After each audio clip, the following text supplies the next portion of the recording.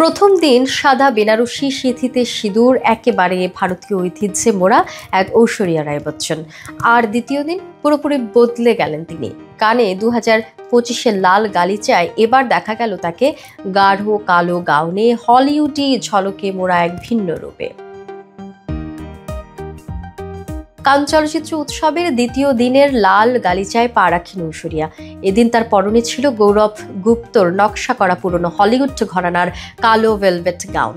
সঙ্গে ছিল রূপলি brocade stole, যা নায়িকার উচ্চতা ছাপিয়ে মাটিতে লুটিয়ে পড়ে তৈরি করেছে এক ধরনের নাটকীয় সৌন্দর্য।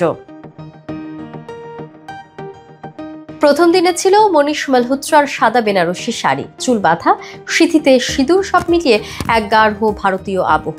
সেই চেনা ঐশ্বরিয়ার বিপরীতে দ্বিতীয় দিন দেখা গেল এক ঝলমলে আন্তর্জাতিক রূপ। ঠোঁটে লাল লিপস্টিক, ঢেউ খেলানো বাদামি চুলে, খোলা কাঁধ ছুঁয়ে থাকা সেই ঐশ্বরিয়া যেন ধরা দিলেন একেবারে অন্য আলোয়। নকশাকার গৌরব গুপ্ত ঐশ্বরিয়ার গাউনটিকে পরিণত করেছেন এক রাত্রির আকাশে। ভেলভেটের জমিনে সিকোয়েন্সের কাজ যেন রাশি রাশি তারার মতো। গাউনটির সৌন্দর্য এতটাই যে তা শুধু ফ্যাশন নয়, যেন এক শিল্পকর্ম।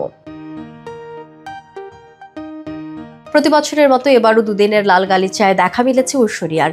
আর প্রতিবারের মতোই এবারও কন্যা আরাধ্যাকে দেখা গেছে তার সঙ্গে। মায়ের হাত ধরে লাল গালিচায় পা রাখার মুহূর্তে ক্যামেরা যেন আর সরাতে পারেনি।